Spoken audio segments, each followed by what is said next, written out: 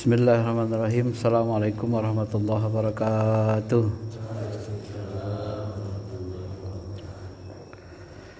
Alhamdulillahirabbil alamin wa bihi nasta'in ala umuri dunya waddin. Allahumma shalli ala sayidina Muhammad wa ala alihi wa sahbihi ajma'in. Sebelum kita mulai, mari kita hadiahkan Fatihah khususnya kepada ruh kita masing-masing, pada Nabi kita Muhammad SAW,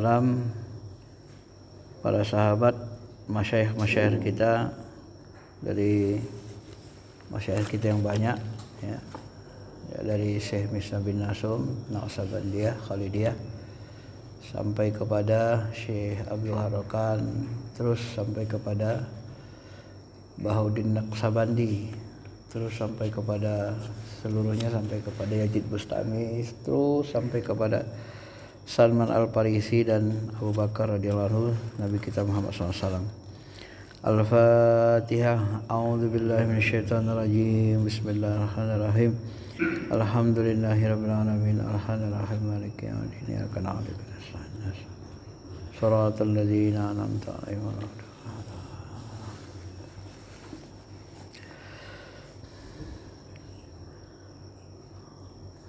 Bapak-bapak yang dirahmati Allah Subhanahu wa taala, salah satu ilmu, buku yang paling, termasuk buku yang paling dalam ini, buku ulama sufi besar yang paling terkenal adalah kitab ini, Al-Futuhat Al-Makkiyah, yang ditulis oleh Ibnu Arabi. Ini ditulis beliau semata-mata berdasarkan pengalaman spiritual, ya. Jadi dialaminya, dijalaninya, kemudian dituliskannya. Kenapa ilmu tasawuf ini banyak variasinya berbeda-beda, sebahagiannya, ya gitu ya, dan variasinya berbeda-beda. Itu sama dengan berbeda-bedanya pengalaman spiritual kita, walaupun pada umumnya sama.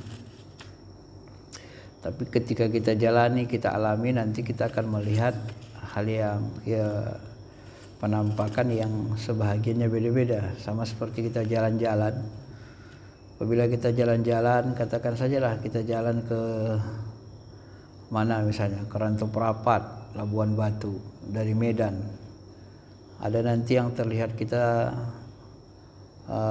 tebing tinggi, Perbaungan, ada yang lihat stasiun kereta apinya, ada yang lihat nanti stasiun bisnya, nah dia naik bis, padahal di situ juga itu kan, cuman fokus pandangan matanya ada yang ke bis, ada nanti tempat-tempat rekreasi, taman-taman, ada nanti yang mampir di Masjid Agungnya dia, jadi fokus ke masjidnya dia.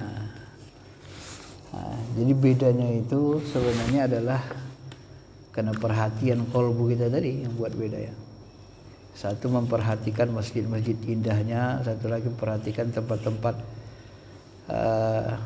rekreasi yang dilalui, satu lagi mungkin dia melihat pasar-pasar, pusat pasarnya, macam-macam, ya. Nah, begitulah kalau kita perumpamakan perjalanan-perjalanan spiritual yang dialami wali-wali kutub, wali-wali besar dalam Islam, ya.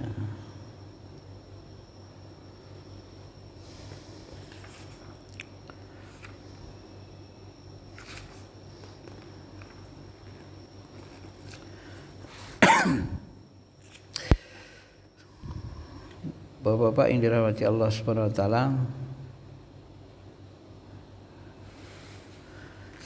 sini dibuatnya syair-syair di awalnya ini. Ini ada bab 17.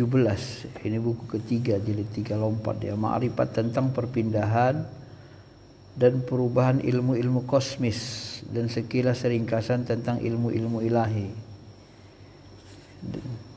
Prinsip yang bisa menjadi acuan.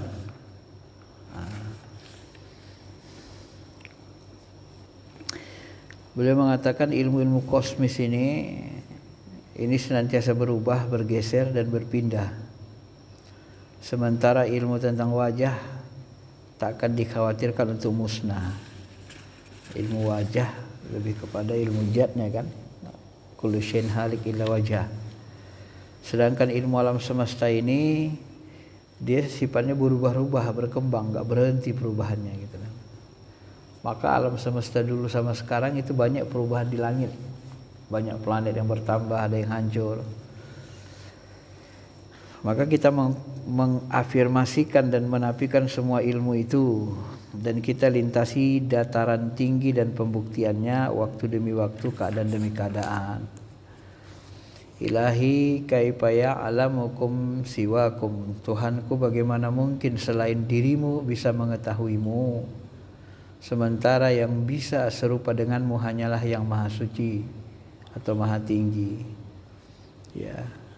Jadi di sini dipahamkan beliau dengan bahasa qalbunya, seolah-olah ya Allah, yang bisa mengenalmu sempurna hanyalah dirimu sendiri, sedangkan yang kau ciptakan tak bisa setara denganmu, sehingga tak bisa mengenal dirimu secara menyeluruh kulli.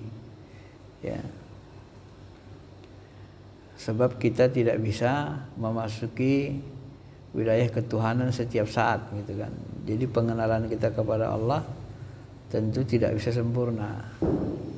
Jangankan kepada Allah, kita yang sederajat dengan istri kita saja, sama-sama manusia, tiap hari ketemu, tiap malam tidur sama, ini saja kita kadang-kadang belum bisa sempurna mengenali istri kita kan. Apalagi misalnya kalau orang lain, ya, maka lebih tidak bisa sempurna lagi. Kira-kira begitulah ungkapan pemahaman beliau. Jadi ilahi kaifa ya'lamukum siwakum, jadi Tuhanku bagaimana mungkin selain dirimu bisa mengetahuimu, dan apakah ada selainmu yang menyerupai dirimu. Ini kemarin kan Tuhan saya bilang ini pertanyaan akliyah saja. Apa yang tak bisa diciptakan Allah? Apa yang tak bisa dilakukan Allah? Secara semuanya bisa diciptakan Allah kan, dibuatnya. Tapi ada satu yang tak bisa diciptakannya. Apa itu? Menciptakan sesuatu yang serupa dengan dirinya.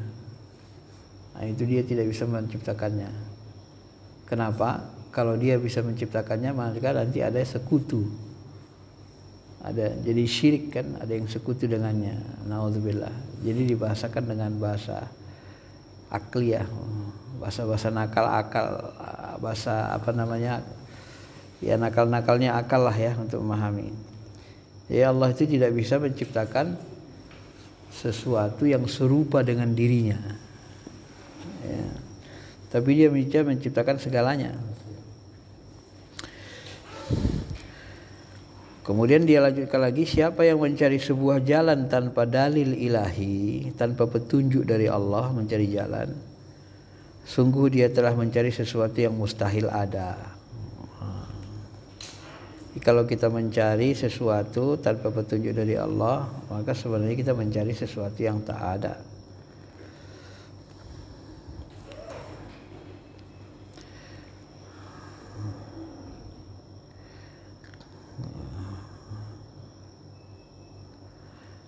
Kemudian dia katakan lagi, kaifa tahwakum qulub.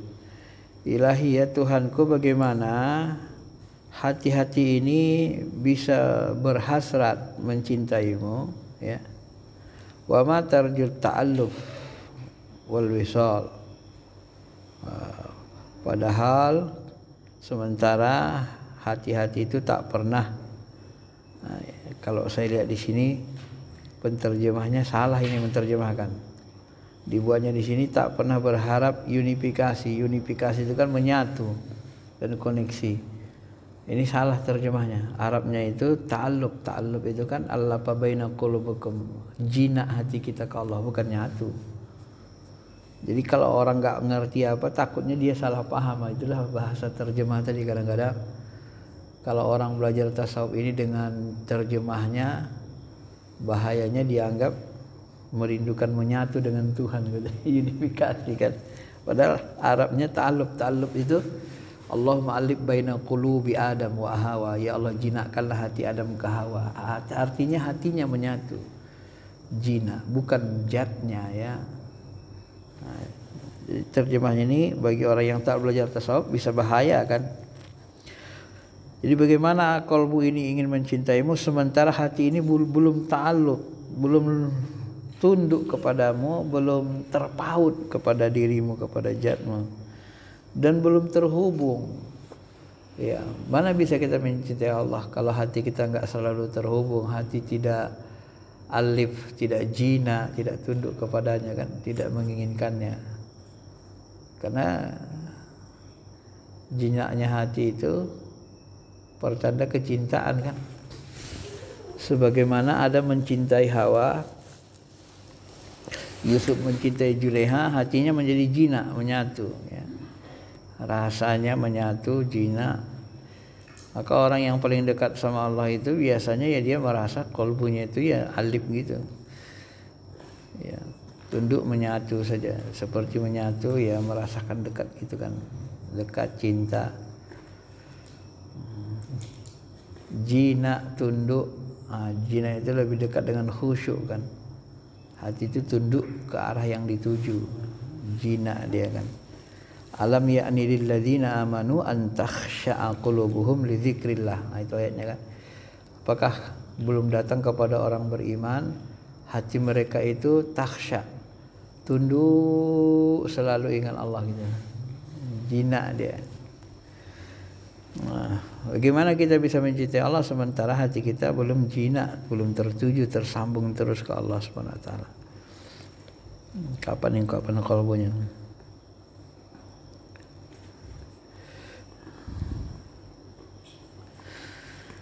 Tuhanku, bagaimana mungkin selain dirimu bisa mengenalimu? Dan apakah ada sesuatu selain dirimu? La wala la.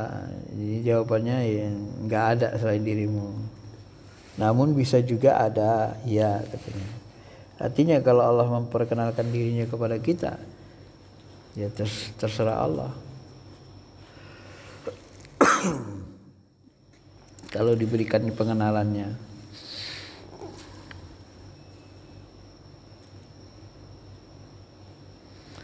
Ilahi kaifa tubsirukum uyun walastat. Nah, ini bahasanya unik ini. Tuhanku, bagaimana bisa mata-mata melihatmu sementara dirimu bukanlah sesuatu yang bercahaya, dan bukan pula bayang-bayang. Nah, kemarin di YouTube itu ada yang menyebut bayang-bayang kita itu adalah jin qarin. Itu adalah kalau bahasa Habib Rais sebenarnya keliru itu. Belum pernah kita lihat atau kita dengar dari mursyid bayang-bayang itu qarin. Nabi Muhammad jin qarinnya tidak Islam, dianggapnya Nabi Muhammad tak ada bayang-bayangnya karena jin qarinnya sudah masuk Islam. Nah, masuk Islam bukan berarti hilang kan jin qarinnya. Nah, itu agak unik kajiannya. Nggak tahu dari mana dapatnya itu, belum pernah dengar kita bayang-bayang. Tapi kalau dalam ya ada pastilah. Nah, dalam hadis kan jin qarin itu hadir ketika kita hadir ke bumi, maka jin qarin pun hadir. Berarti kalau dia Islam, jin qarinnya Islam, kalau dia kafir, jin qarinnya kafir. Enggak, yang Islam juga jin qarinnya kafir, banyak kafir belum Islam. Nah, kalau ilmu Ar-Raji Hasim dari Abati gurunya, nah, yang bisa mengislamkan jin qarin manusia itu adalah wali gaus katanya. Wali kutub. Nah, jenis kutub gaus. Ya. Makanya kalau untuk melihat jin qarin itu nyata sebenarnya ya perhatikan aja bisikan-bisikan ke kolbu. Kalau ada dia bisikan suara gaib, dia ngajak-ngajak jahat yang sifatnya hawa nafsu, kayak nafsu gitu kan, hawa nafsu. Nah, itu jin qarin itu. Karena dia memang cenderung kepada menyesatkan kita kan. Nah, kemudian dia termasuk jin yang paling mengerti karakter kita. Maka nanti yang bisa meniru-niru itu manusia itu yaitu korinnya. Persis mirip kan. Termasuk makanya kalau manggil-manggil roh itu kalau kita tidak mengerti, yang nanti datang selalu jin korinnya. Jin korin. Dan korinnya itu karakternya sama mirip, bisa niru dia. Karena dia memang mendampingi kita kan setiap saat. Apa tujuan Allah menciptakan jin korin itu? Ya sebagai apa? Permintaan iblis. Ya Allah, kata iblis kan ada dalam hadis itu. Ya bagaimana ya Allah, manusia semakin banyak, aku kan mau menyesatkan manusia. Nah, kata Allah, ya kau diberi kebebasan untuk berjalan di dinding-dinding hati, di darah-darah mereka. Dan setiap lahir satu anak manusia akan lahir dari golonganmu. Nah dalam hadis Sahih Muslim disebut ketika anak lahir, anak itu kan langsung nangis kan. Kenapa dia menangis? Disebabkan dia disentuh oleh jin korinnya. Maka dia langsung kecuali Nabi Isa nggak ada jin korinnya karena dia diciptakan Allah langsung. Berarti jin korin ini mati Pak, kita mati dia juga meninggal. Kalau dia nggak meninggal berarti luar biasa banyak jin korin. Jin itu umurnya kan bisa sampai 1000 tahun lebih, ya, nggak sama kayak kita. Umurnya lebih lama. Jadi kita meninggal, maka dia belum meninggal. Nah di kuburan-kuburan para wali, kadang jin-jin korin itu udah masuk Islam. Ketika kita ziarah, kadang dia hadir. Bagi yang tidak kasyaf, tidak mengenali, dianggapnya yang hadir itu wali, padahal bukan. Maka wali-wali yang kasyaf nanti bisa bedain. Maka sebahagian wali ketika dia datang berziarah ke makam satu wali,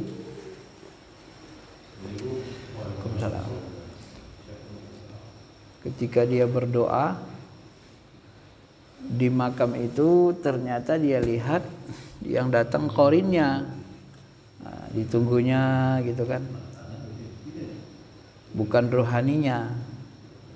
Nah, lalu dia katakan, ayolah kita pulang katanya. Yang pemilik kuburnya nggak ada katanya, yang ada korinnya yang datang gitu. Maka dia pulang.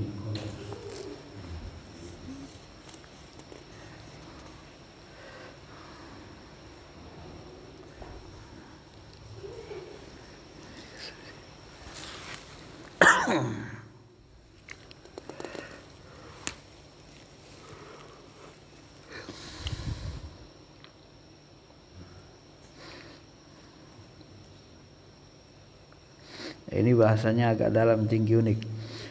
Ilahi, Tuhanku, anta wa inna inni. Tuhanku, engkau adalah engkau. Dan sungguh aku, ya, inna inni. Dan sesungguhnya aku adalah aku.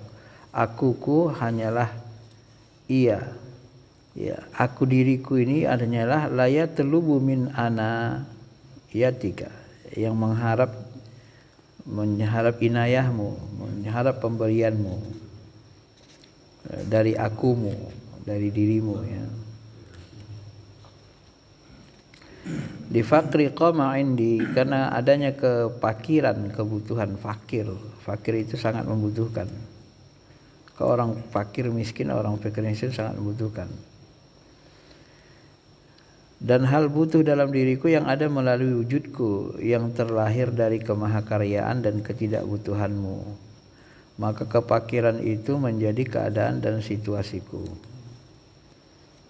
Ini artinya ya, rohani kita itu selalu bergantung kan. Orang makrifat sempurna dia selalu bergantung ke Allah saja kalbunya. Kemudian dia katakan lagi, wa atla'ani liyuzhirani ilaihi. Dia memunculkanku hanya untuk memperlihatkan diriku kepadanya. Ya. Jadi kita ditampilkan ini bahasa kalbunya untuk menunjukkan diri kita kepada Allah. dan dia tidak melihatku sebagai selain dirinya, maka aku menjadi fata morgana. Artinya ini bahasanya bahasa lebur. Jadi ketika Allah melihat kita sirna kan, yang ada hanya dirinya. Maka kita pun menjadi tak ada, menjadi tak ada, sesuatu yang tak ada, binasa. Maka semua yang menatap Allah itu bahasa hadisnya binasa, hancur. Ya, hilang, sirna. Semua yang melihat zatnya dia harus sirna. Mati. Bahasanya mati, fana, sirna, dan seterusnya. Tak ada.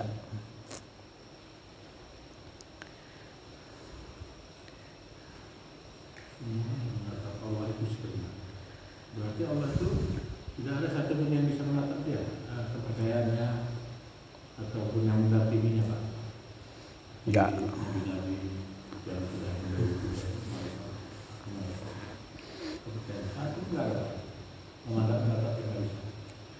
Iya. Kalau secara apa enggak ada yang mendampingi zatnya. Paling nanti bisa masuk ke wilayah zat apabila dia keinginannya lah gitu ya.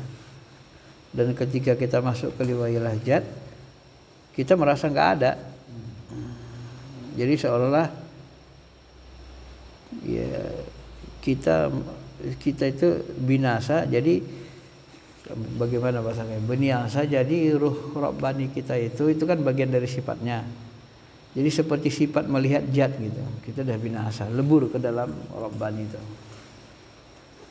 Jadi antara sifat dan zat jadinya. Ya.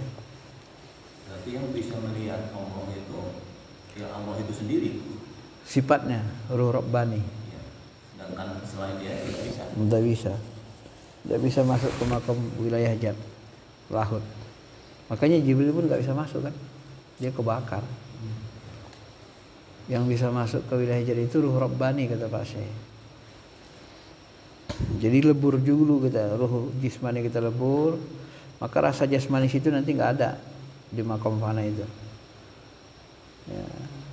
Ruh sairona rawani lebur, rasa sedih pun hilang, baru ke nurani kan, ruh sultani, nah, itu kekhusyuan, itu rasa cinta. Nanti lebur lagi baru menatapnya. Ya, semuanya hilang, rasa-rasa hilang tadi. Rasa jasmani, rasa saira dirawani, seperti rasa sedih. Ya. Kemudian rasa cinta. Rasa cinta ini pun hilang nih. Karena dia berada di posisi lahut, posisi Rabbani. Yang ada kenikmatan memandang, kenikmatan saja. Ibarat, nah ini maaf-maafnya nih, ibarat orang yang cinta sama istrinya kan. Nah ketika terjadi senggama, rasa cinta itu hilang, yang ada puncak orgasme itu, nikmat orgasme. Itu perumpamaan. Jadi ketika kita menikmati puncak orgasme itu, cinta rindu hilang semua pun. Ya, hanya kenikmatan saja yang ada. Nah, kira-kira begitulah mengumpamakannya. Karena ini ilmu rasa, dia tamsil-tamsilnya ke bentuk rasa, dia baru lebih mendekati benar, lebih mudah memahaminya. Jadi Pak Ustaz, jangankan melihat Allah, melihat matahari aja kita tidak bisa langsung, tapi melalui cermin bisa.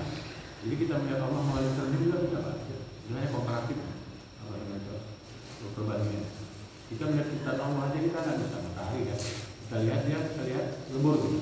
Jadi jalan melihat matahari seperti Allah bilang, melihat cermin yang ada di dalam batu. Nampak kita matahari, oh itu matahari. Di dalam itu matahari. Untuk itu perbandingan dengan melihat Allah bisa gitu. Kita cermin. Karena sebelum kita meninggal, sebelum kita melihat Allah di akhirat, kita bisa melihat Allah di dunia dengan cara sholat terus. Itu kajian yang kemarin. Ya, melihat di dunia itu pakai mata kepala ini seperti melihat cahaya di dalam lubang yang tak tembus. artinya nur zatnya itu kan yang terlihat, bukan zat kayak matahari itu kan cahayanya kan nembus ke lubang itu. Nah, jadi kita melihat nur zatnya itu, keindahan jamaliyah. Itu perumpamaan melihatnya pakai cermin kolbu. Tapi melihat yang seperti itu pun dilakukan pakai kolbu, cermin kolbu, bukan pakai mata kepala. Cuma beliau mengumpamakan cara melihatnya seperti pakai mata kepala, begitulah bentuknya. Ya, diberikan perumpamaan seperti itu. Nah, kalau kita naik terus ke matahari, kita lihat matahari, mata kita nggak kuat, hancur. Nah, artinya kalau kita mengandalkan diri kita, maka kita akan binasa. Maka melihat Allah itu zatnya harus lewat dari pembinasaan diri. Nah, kalau kita pahami ilmunya, binasanya gimana? Yaitu tadi ruh jismani itu dilebur ke ruh lapisan kedua, sairani rawani, kemudian dilebur lagi ke ruh sultani, kemudian dilebur lagi ke ruh rabbani. Nah, dengan itulah kita melihatnya. Melihat zat itu pakai sifatnya yang ada dalam diri kita. Sifatnya itu adalah dengan bahasa lain ruh rabbani. Itulah yang paling wa nafakhtu fihi min ruhi wa ayyadnahu bi ruhil qudsi. Kami perkuat engkau Muhammad dengan ruh qudsi. Jadi ruh qudsi itu adalah ruh yang langsung dari Allah, sifat dia yang dititip dalam diri kita. Nah, ruh qudsi itulah yang mampu melihatnya. Cuma dalam bahasa Pak Syekhul Jilani dalam bab lain, ruh qudus ini tidak semua orang memilikinya. Dia hanya orang-orang khusus yang diberikan wa ayyadnahu bi ruhil qudus, orang-orang yang spiritualnya sudah mapan tinggi, para nabi, para wali. Ya, ada yang menyebut begitu. Disebut spasi begitu ya. Cuma kalau dalam Naqsabandi semua kita punya ruh qudsi, hanya saja kita nggak bisa menggapainya. Nah, jadi kalau digabung apa ini mungkin ruh qudsi kita belum tergapai, belum aktif disebabkan karena kita belum nyampe ke sana gitu kan. Sebenarnya kalau ruh qudsi itu kita pahami dari masyaikh penjelasan, ruh qudsi itu isinya ketuhanan aja dia. Ibaratnya dia mau ke Allah saja, fitrahnya itu kan. Fitrah manusia itu kan mau bersama Allah saja gitu. Nah, kalau cinta itu masih mendekati, cinta itu di mata hati, sultani, ruh sultani, fuad. Sesudah cinta di atasnya gitu tadi. Baru dia ma'rifat sebenarnya. Muhabbah ya. Iya. Muhabbah. Jadi setelah mahabbah, tadi kan saya umpamakan ketika seorang cinta sama kekasihnya, begitu rasa cinta rindu dilampiaskannya dalam bentuk hubungan suami istri, ya cinta sama istrinya, maka terjadilah orgasme. Nah, orgasme itulah ma'rifatnya. Cinta rindu tadi pun sudah hilang dia, sudah jadi sudah tertuju kepada nikmat saja gitu. Tidak ada lagi kesusahan, nggak ada lagi rasa sedih, nggak ada lagi rasa cinta, yang ada puncak nikmat. Nah, itulah perumpamannya, Pak. Iya, rasa nikmat itulah puncak nikmat itu. Itulah yang disebut dengan ma'rifat. Almarhum guru lama saya dulu Syekh Najaruddin pun memberi penjelasan perumpamaan begitu. Nah, sebelum dia meninggal di WA dia sebut gitu kan, di WA atau di Facebook gitu. Dan dia punya istri 2. Kenapa sholat wajib itu ada 5? Hikmahnya katanya itu seperti kita poligami gitu. Kita tak poligami kan, tak tahu kita kan. Artinya kenikmatan zuhur, subuh itu nanti bisa beda-beda kenikmatannya dalam munajat. Jadi ada variasi kenikmatan gitu. Nah, jadi kalau orang poligami di 4 istrinya, ini kenikmatannya bisa beda nanti, Pak. Ya. Walaupun mirip-mirip tapi perbedaan. Jadi kita disuruh menikmati 5 waktu itu. Kalau beliau mengatakan begitu, itulah perumpamaan ma'rifat katanya. Ma'rifatullah itu. Rasa ya, dengan rasa bukan dengan mata ya. Iya.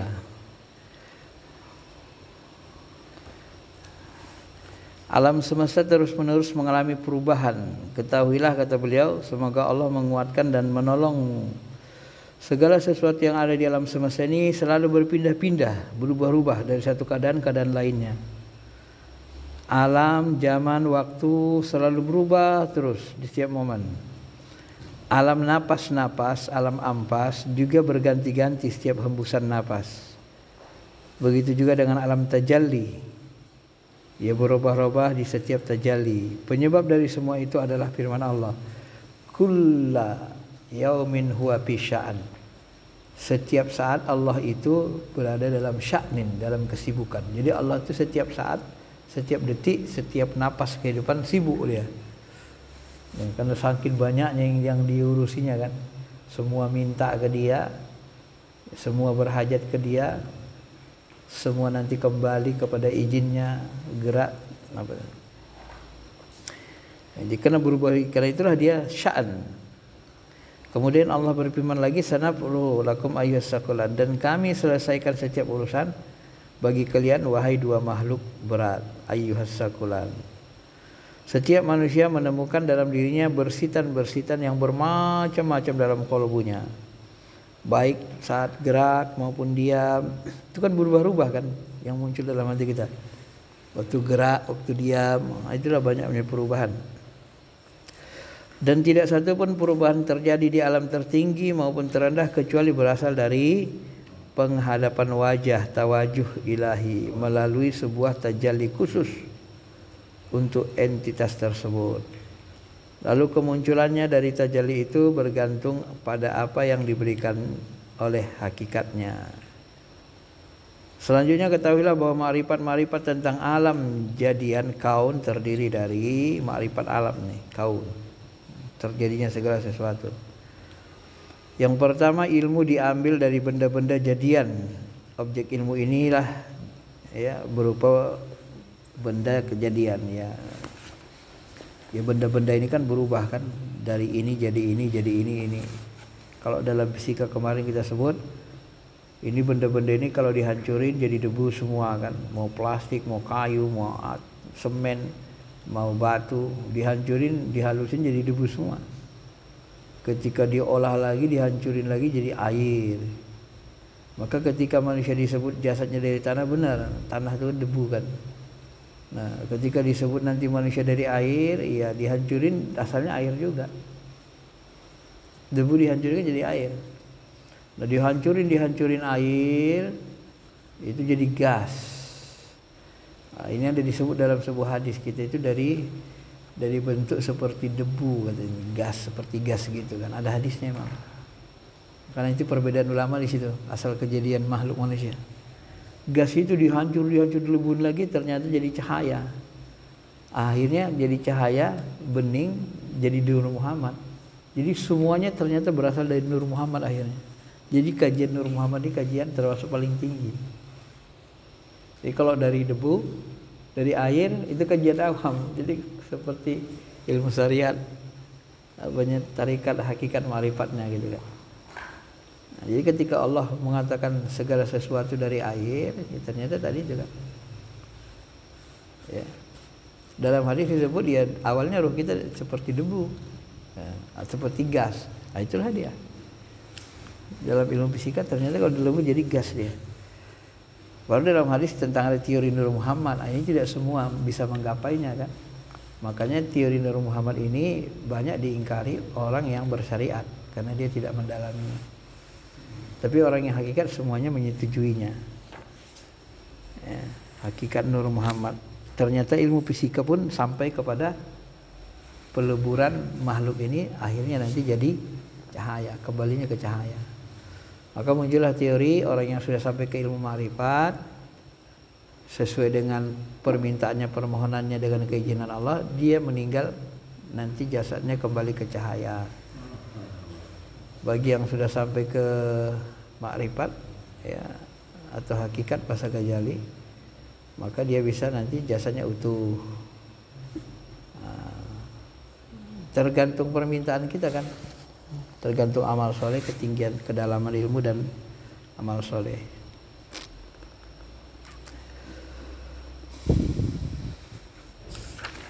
Jasadnya kembali ke cahaya. Iya, lebur kembali ke cahaya. Ya hancur jadi cahaya, dia kembali ke cahaya. Ini biasanya dari Hilang. malaikat ini, Pak. Malaikat itu kan cahaya dia. Ya, makanya alam yang paling tinggi itu alam cahaya sebenarnya. Gak tahu dari mana orang Jepang bisa itu membuat film, analogi film Ultraman. Ultraman itu kan hidup di alam cahaya kan. Dari mana dapat orang ilmunya kan? Kadang-kadang kan entah dari nabi-nabi mereka dulu, kemudian mereka poles, wallah alam kan. Dari mana dia itu dapat?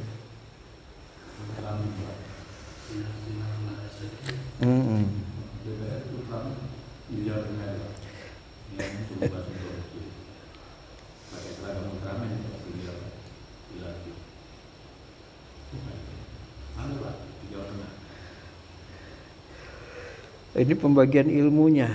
Jadi walaupun dia spiritualnya tinggi gini, dia bahas ilmu alam juga jadinya kan. Ilmu-ilmu yang diambil dari benda jadian, namun objek ilmunya berupa keterkaitan.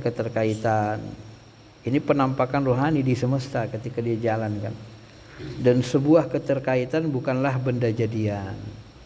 Yang ketiga, ilmu-ilmu yang diambil dari benda jadian yang objek ilmunya adalah zat al-haq. Nah, kalau kita kaitkan dengan fisika tadi gitulah, mendekat-dekati kan. Yang keempat, ilmu yang diambil dari hak tetapi objek ilmunya adalah benda jadian. Ilmu-ilmu yang diambil dari keterkaitan tetapi objek ilmunya adalah benda jadian. Nah, begitu menjelasinya. Ya, agak rumit memahaminya kan. Karena dia masuk ke dunia kaun, dunia benda. Ya, artinya memang ketika Allah memberikan ilmu itu juga tentang asal kejadian alam, muncullah bahasa-bahasa seperti ini. Ya, seperti fisika tadi kan. Dari benda kaca asalnya debu, dari debu asalnya air dan seterusnya. Jadi ilmu fisika itu termasuk ilmu yang membantu kan untuk sampai ke Tuhan kalau digunakan. Maka nanti mereka menyebut dengan istilah God spot. Jadi cahaya bening itu mau dihancurin lagi nggak bisa, nggak ada alatnya. Padahal dari situlah semuanya tercipta. Itulah asal zat. Maka disebutlah nanti dia God partikel ketuhanan. Semua benda kembalinya ke situ asalnya. Ya.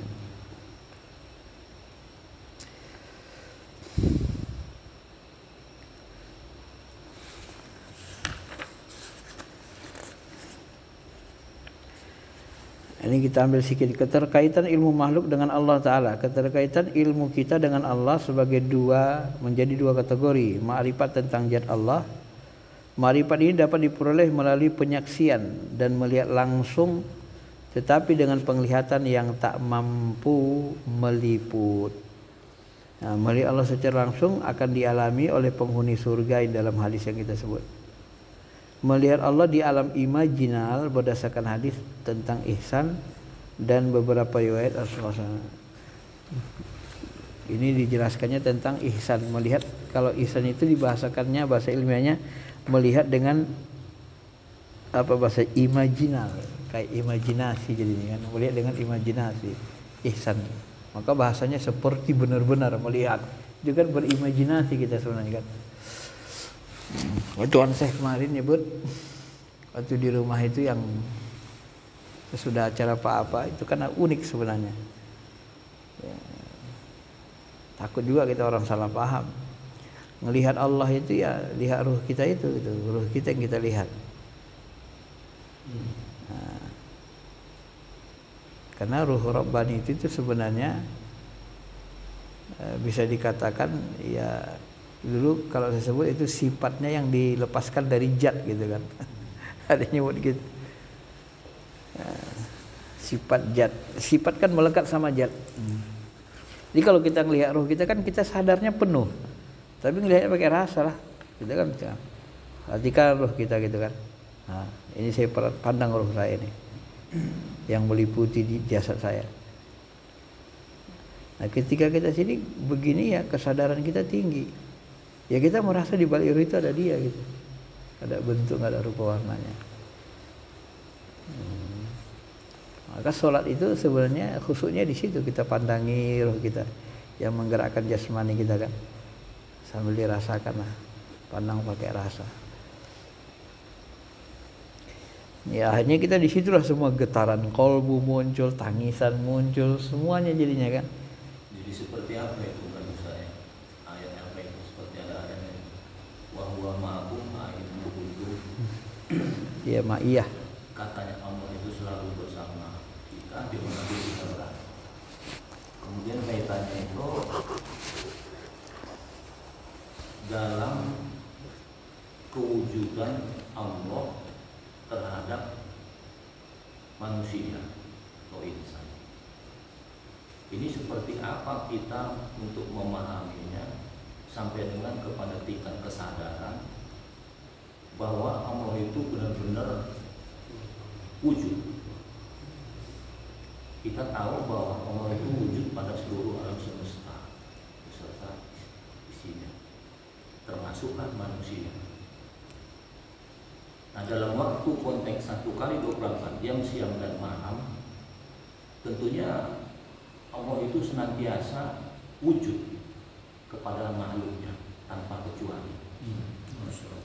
Dalam kewujudan Allah itu kepada khususnya manusia, seperti apa kita merasakannya dan bagaimana untuk memahaminya, sehingga kita betul-betul yakin, aku yakin yang kaitannya dengan iman.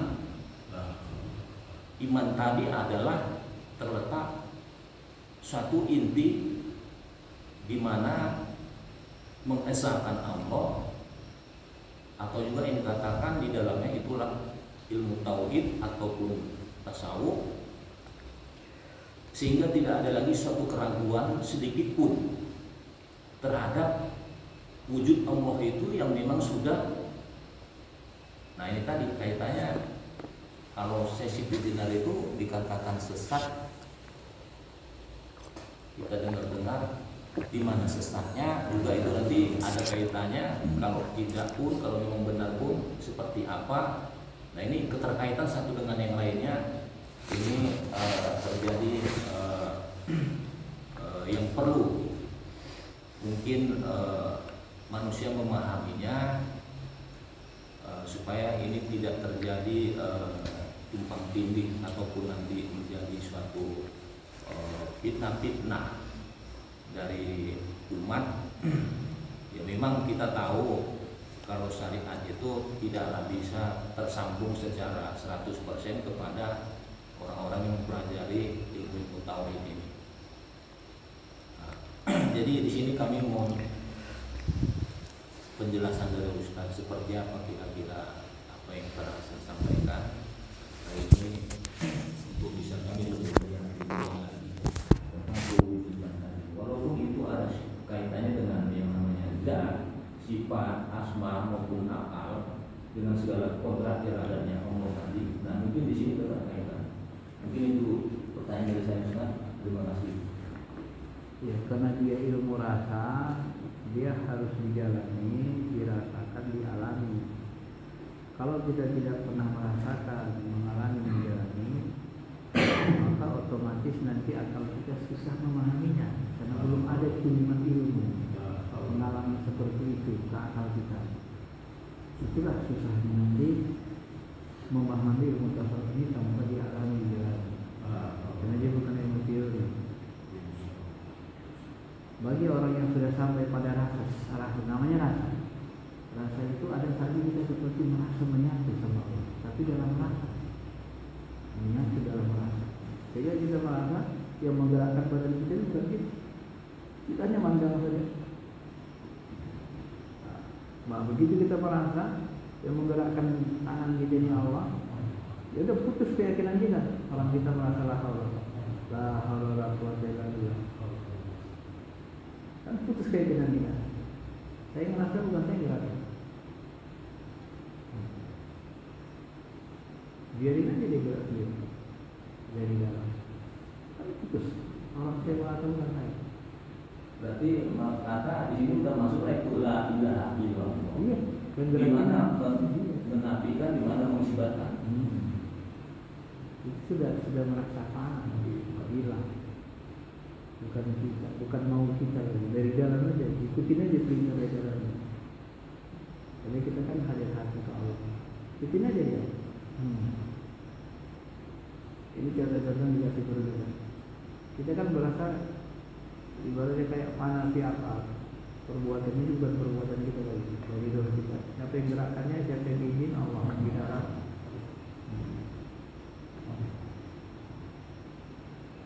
Atau bisa saja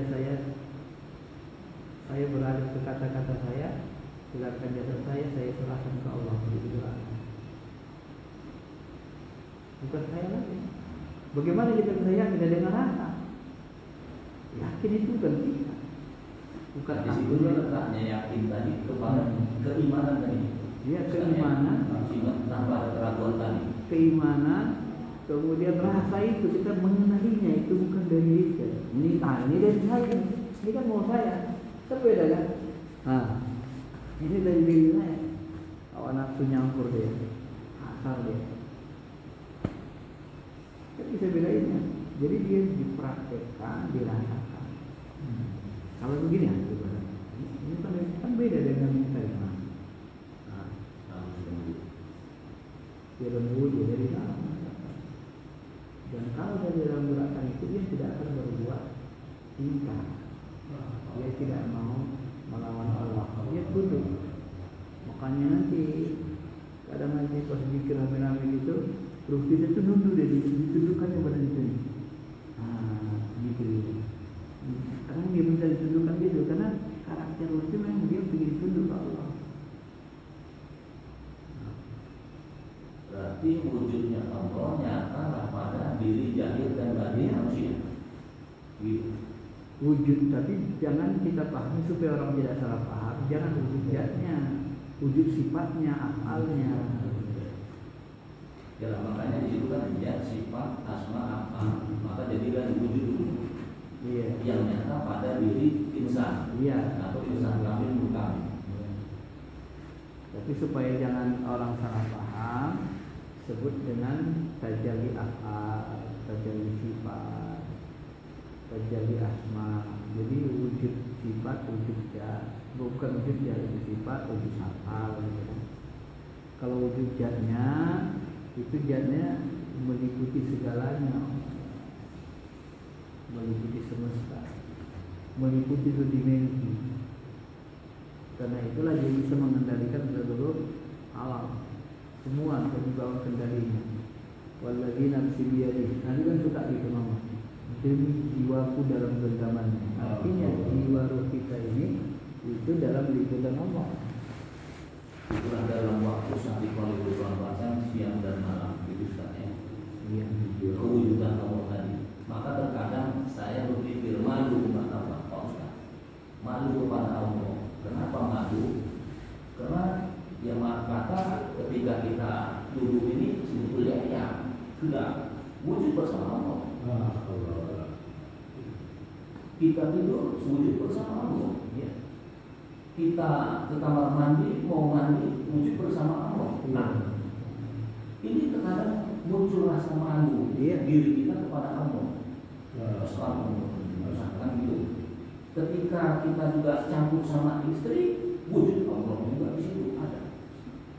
Kadang kita malu, ya Allah kemana nanti aku harus, ya Allah aku mau maafkan ya Allah, engkau melihat aku malu ya Allah tanpa ditutupi selai kain pun. Makanya itu muncul rasa itu, Ustaz. Ya makanya orang yang marifat itu mandinya nggak pernah telanjang. Ya kata kalau kita nggak pakai celana pendek atau pakai kain sarung, tapi kita nggak sempurna lagi hijab kita, pakaian kita ini terlihat. Kenapa ya? Maka kita buang hajat pun BAB atau buang air kecil, ya Allah di situ juga ada melihat. Ya kita merasa malu jadinya kepada Allah. Ini Allah aku, disinilah kita sekarang tersadarkan kita, ya Allah, Engkau menghidupi seluruhnya, Engkau menembus segala dimensi, segala tidak ada yang tidak ditembus kepada zat Allah. segala macam dimensi, masuklah dia lapisan-lapisan apapun yang tidak dapat ditembus oleh ini tadi wujudnya zat Allah. Terus mau kemana lagi kita berlindung, mau kemana lagi kita bersembunyi, mau kemana lagi kita mengelak? Tidak ada tempat, semuanya Allah, hanya wujud Allah, termasuk ruang kosong ini. Ruang kosong ini yang maha kosong, maha suci, ini juga wujud dia. Maka pandanglah yang satu pada yang banyak, pandanglah yang banyak pada yang satu. Ini hakikatnya seperti apa kira-kira? Mau juga ini keterkaitannya disampaikan. Itulah yang dibahasakan Allah itu, ainama tuwallu fasama wajhullah. Kemanapun kau hadapkan wajahmu, di situ ada wajah Allah. Jadi ya, itu aja. Jadi ketika Bapak merasa seperti itu Bapak merasa di makom tadi, di makom ahadiyah atau ma'iyah, merasa disertai Allah atau merasa selalu menatap Dia. Berinding makom ma'iyah. Iya, kita sedang diposisikan berada di wilayah itu. Berinding naik dulu. Makanya tarikat itu kan dia perjalanan spiritual, variasi rasanya itu kan beda-beda. Kalau nanti di Labaik begini, di Kulu Jasad nanti begini, di Nabi Isbat nanti begini, di Wukuf nanti begini, kita seperti berhadapan-hadapan dengan Allah. Ahadiyah kita seperti nyatu, rasa itu nyatu. Berarti kita tajal di sini sifat asma apa Allah di diri kita. Kalau di ma'iyah nanti kita ya merasa seperti disertai Allah. Apapun kita gerakan disertainya, dia ada itu. Ana inda abadi zanni. Kalau bahasa Tuhan kan begitu bahasa Allah. Saya itu sesuai dengan sangka. Jadi hati itu menyangka sesuai dengan sangka. Maka nanti kadang-kadang juga kita merasa Allah itu seperti kekasih kita, samping dari dulu. Kadang-kadang Allah itu seperti orang tua kita, kayak ayah kita, diurusnya kepala kita, telinga, kita ini anak ini. Kadang seperti guru mursyid yang membimbing apa begitu. Itu perubahan rasa itu telah kita rasa dalam bertuhan. Makom tadi itu. Tadi dunia spiritual tak gampang untuk mensyirikkan orang. Dirikan asma ya silakan saja. Kalau di kayak kemarin sendiri itu kan di YouTube dia sebut, dia lagi. Nah, dia malah mengatakan antara akidah orang Arab dengan orang ini tidak boleh beda. Jadi cuma tidak beda, sementara kawannya masih dasar, tak bisa dipaksakan naik ke atas. Dia kan tak pernah ngalami yang Bapak alami. Cuma ada kita mau nggak beda tidak? Beda makomnya. Tak bisa dipaksa. Kalau dalam tarikat tidak bisa dipaksa, memang begitu dulu makom orang ini. Maka orang yang sudah sampai di tahlil tak boleh menyalahkan yang di Nabi Isbat atau di dia perilaku masih. Kan begitu kan? Jadi di jalan itu. Dan itu variasi dan tidak selamanya itu seperti tadi, tidak sama lagi rasa yang lain. Itu begitulah dia ya. Itu hanya cara Tuhan untuk mengenalkan dirinya kepada kita. Bahwa dia itu benar-benar ada nyata dalam pandangan rasa hati.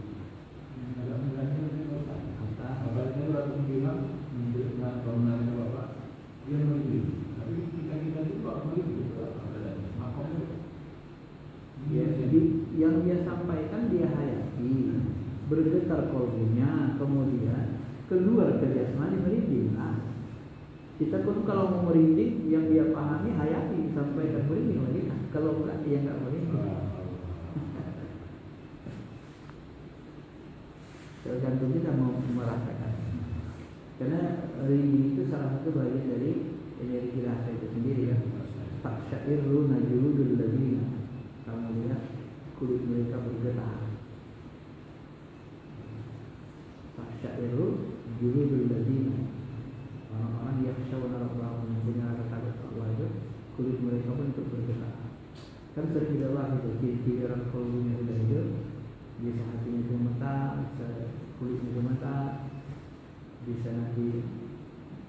keluar tetesan air mata itu beramal dengan engkau, bukan? Bisa tenang aja. Jadi dipikir dulu, ada lagi tenang aja. Kayak orang mati ya. Namanya kita mematikan diri. Bagi kesalahan itu kan sama, kita mematikan diri. Makanya tauhid kita, ketuhanan kita ini makin kuat kalau kita jalani, kita alami, kita praktekkan. Kalau nggak dijalani, nggak dipraktekkan, nggak dapat kita keimanan itu. Jadi makanya Nabi itu membina keimanan itu di besar di Mekah. Itu nggak ada perintah sholat, nggak ada apa-apa tuh. Tauhidnya aja. Begitu datang Quran dipahami, dijalani, diyakini, dipraktekkan terus. Belum ada sholat itu. Belum ada sholat. Yang ada ayat tentang kiamat, tentang keimanan semua. Itu 13 tahun kan. Jadi penggantinya sholat apa itu? Kalau Ya zikir, inti dari ibadah semua kan zikir, ingat Allah. Sama Nabi, apa perintah Nabi ikut. itu yang ada dibilang yang ada itu. Termasuk yang diwalikan. Bagaimana Ustaz? Bagaimana buat sholat itu? Sholat itu dua kali. Dan harus kita. Jadi kita akan balik mundur lagi. Itu apa saja? Nggak boleh, karena Sholat itu kan yang Allah. karena perintah sholat itu kan sudah sampai ke dia, nggak boleh lagi, harus sambil sejalan dia. Kecuali perintah sholat belum sampai, dulu kan belum ada perintah sholat. Makanya dulu ada yang mengatakan, kan ada syekh apa yang dia apa itu di apa namanya, di Barus. Itu salah satu sahabat Nabi yang dia belum sampai perintah sholat, dia sudah ke Indonesia. Tidak jarak itu. Jadi belum sampai perintah sholat ke dia, Nabi belum hijrah ke Madinah, dia sudah sebarkan akidah ini. Akibatnya ilmunya ilmu tauhid saja Tuhan, belajar tauhid, nggak ada sholatnya.